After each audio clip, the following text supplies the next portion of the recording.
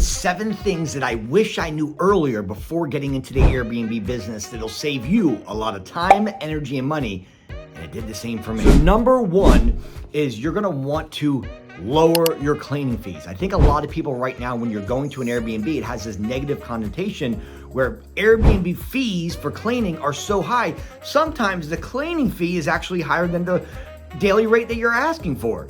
And so what's gonna happen is you're gonna get guests that are pissed off and not booking your place because your fees are too high for the cleaners. What we did was we actually hired in-house. So we pay our cleaners $20 per hour. Now think about this for a minute.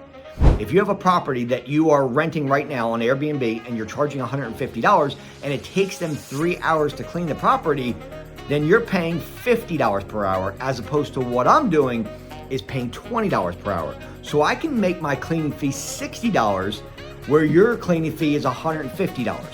Can you see why we're gonna get more occupancy and more bookings? Because our cleaning fee is not ridiculous and skyrocketed. So what we did was we hired cleaners for $20 an hour. This is a technique that I want to share with you guys that has tremendously increased our occupancy because people don't think they're paying outrageous fees. Number 2 is dynamic pricing. This is probably one of the best tips I'm going to give you. I didn't understand this in the beginning. Dynamic pricing is a simple way of saying this. How do we price our daily rate, which is known as the ADR, average daily rate? How much are we charging per night for someone to actually stay at our Airbnb? Now, if you can get this right, you're gonna win, and it'll increase your occupancy. So dynamic pricing is basically taking in consideration slow season, hot seasons, weekends, weekdays, events, right? All these things of how we should actually price the daily rate. And here's the thing, I've got students that are doing hundreds of dollars more per month because they have figured out dynamic pricing from what I've taught them, as well as ourselves. Dynamic pricing is simply understanding the market. You can do a lot of market research on your city to figure out how much you should be pricing. Okay, you could also go to Airbnb itself and look at competition. Just go there like a regular search, like on Airbnb, and search the same bedrooms and bathrooms that your property is and see what other people are charging per night. You don't want to be the lowest and you don't want to be the highest. But what I recommend is kind of being in the middle to the upper side.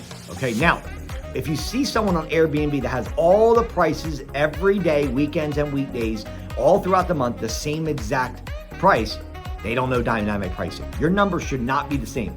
Weekdays should not be the same. Weekends should be 20 to 30% higher. If your daily rate is $200, I wouldn't go anything less than $260 or $270 for a weekend. Okay, also, very important for dynamic pricing is understanding a very important metric called orphan days. Orphan days is this. An orphan day is where you have a booking and then you've got another booking and you have empty spaces in here that are touching both of these bookings. These days in between here are very difficult to book because somebody would have to be looking for that exact day on that date, as well as only looking for 1 or 2 days. So it doesn't pull up in search a lot, right? So Airbnb guests that are there have to be really searching for that. So in order for you to get booked, you manipulate the prices and you drop the prices according to the date it is. For example, if today's the 10th of the month and tomorrow's the 11th and I don't have a booking yet, I'm gonna be dropping down the 11th about 70% of my normal pricing. The next day out, let's say that the 12th is not booked, I'm gonna be at 60% off that price. And then the third day out, if it's not booked, I'm gonna be at 50%. As it gets closer to the day and you don't have a booking there, drop it down to about 65, 70% off your normal pricing and you'll manipulate it and you'll show up in search and you'll get it booked, because it's better to have 50%, for example. Let's say your normal booking, you're charging $200 a night. If you can get $100, is $100 better than zero? Of course. So take $100 instead of a zero, because if that day passes, you're not getting it back. Number 3, and that is corporate leasing. What I did in the beginning was when I first started my journey in Airbnb back in 2016, I got an apartment. But what I didn't realize is I should have been getting a single family house first. There's a completely different pitch when you're pitching a homeowner, which is a Steve or a Bob or a Melinda or whatever the name is, versus pitching a business. Had I known, I would have started with a single family house first, and then I would have got into apartments after. okay? It's much easier to get into a single family house first because the pitch is to one person versus an apartment complex. You're pitching a business that's got to go through many layers for approval. It also requires to have a PAYDEX score of an 80 for your business credit, okay? You don't need that on the personal side when you're doing a homeowner. Number 4, and that is I would have picked properties closer to hospitals. Why is this important? Because the niche that I play in the Airbnb is travel nurses, doctors, chiropractors, and loved ones that want to be close to their other loved one while they're in surgery. So we may have a lot of people that are staying for longer because someone comes into our place. We're located next to a very, very big hospital in a lot of our properties, our major hospitals. Okay, so we have people that contact us and need to stay for multiple weeks at a time. And the reason is because they have a loved one that's maybe going through a hip surgery or at the hospital, a major surgery. We don't want to put them up into a rinky-dink 300 square foot hotel. So what they want to do is they want to be close to their loved one and have a full kitchen, opportunity to be very close to their people that are in surgery, their loved ones, and they have a full entire place that they can rent out, a very nice place like ours. Okay, so if you can pick a property for your first Airbnb that is centralized or very close to a major hospital, you will do well. If I would have known this earlier, I would have picked places all around the major hospitals. Okay? Number 5 is if you can get a property that has either a pool or a hot tub, you will always do better than properties that don't have this. I wish I would have known this earlier because we didn't pick properties like that. Pools and hot tubs always do better revenue, occupancy than properties that don't have any H2O at them. Okay? If you can get a property that has ocean view, lake view, those will be second best, but a pool or a hot tub always does better. Okay? Number 6, and that is this. I would have always asked repetitively, I would have been asking for 5-star views. This is extremely important for your SEO because Airbnb is what we call an interest algorithm, and all they care about is getting clicks and views. I'm gonna give you a hack as well. When you're on Airbnb and you're putting your profile together, or even if you have your profile put together already, you can actually put more pictures. The reason behind that is the psychology of it is Airbnb will reward you and get you to the first page. It's called an SEO strategy by you having more pictures. Why? Because the longer someone stays on your listing by them going through all the photos, the more likely that Airbnb sees that it's an interest property. So they're gonna keep you on the first page because people are liking it.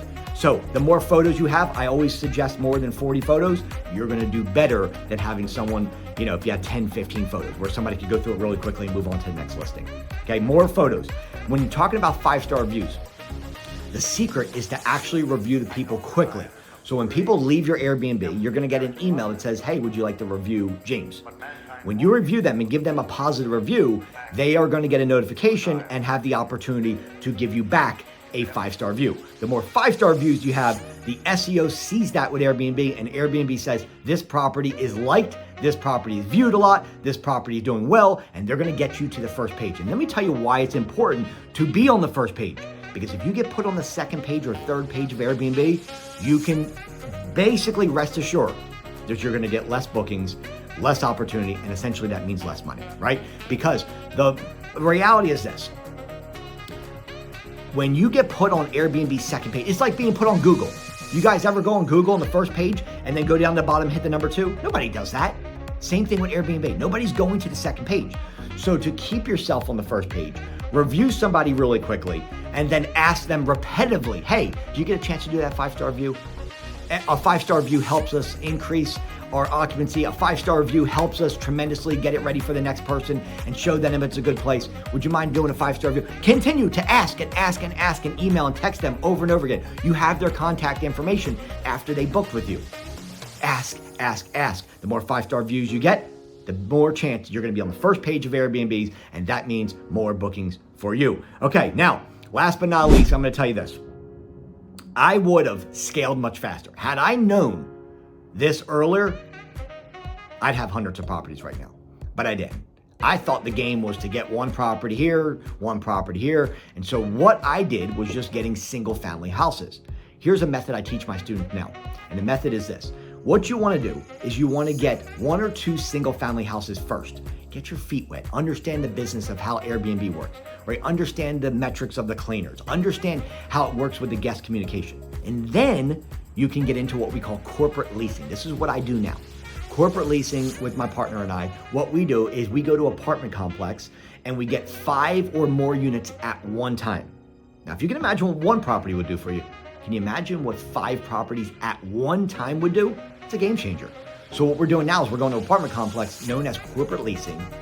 And as long as you have a paydex score of over 80, which is very important. If you guys don't have business credit, I'm also a business credit expert. I can help you with the basics so you can start getting into having a paydex score of 80 or higher so you can eventually get to corporate leasing. You got to get that process started because it takes about 90 to 120 days, 3 to 4 months, and you can build it from scratch. No matter what your personal social security number is, you can build your business credit immediately. If you have over a 700 personal credit score now, I can show you the fast track. But if you're under 700, you got to build it through Net30's vendor accounts, and then you can get to Universal, which is where you can have Visa, MasterCard, American Express, Discover, and you have a paydex score above a 80, or at least at an 80, and you can start doing corporate leasing where you can go to apartments and get multiple properties at one time. That's where the whole game changes. When you see people have 40, 50, 60, 100 units, they're not doing single family houses generally. They're going to pick up a bunch at one time at an apartment complex. It's a much easier thing to scale. So if you guys want help with any of this, I want to help you. And I also make a guarantee that I will help you get your very first property in 30 days or less, guaranteed. I don't care what your credit score is. I don't care if you have a business or not right now. I don't care if you have any real estate experience. I don't care if you have any Airbnb experience. I don't care about all that. You will get your very first property. You follow my blueprint in 30 days or less. If you guys want help with that, put the word Airbnb in comments and I will reach out to you directly and show you the ropes, what my students are doing right now and how we went and blew up an empire. I'll see you guys on the inside. As always, give me a thumbs up, subscribe to the channel. I'm the only person to come to you every single day to make sure you know how to do this, what tips, tricks, and strategies to do. So put the word Airbnb in comments, like it, like the video, beep, hit it, and then I will reach out to you directly and help you get your first Airbnb in 30 days or less. Let's roll.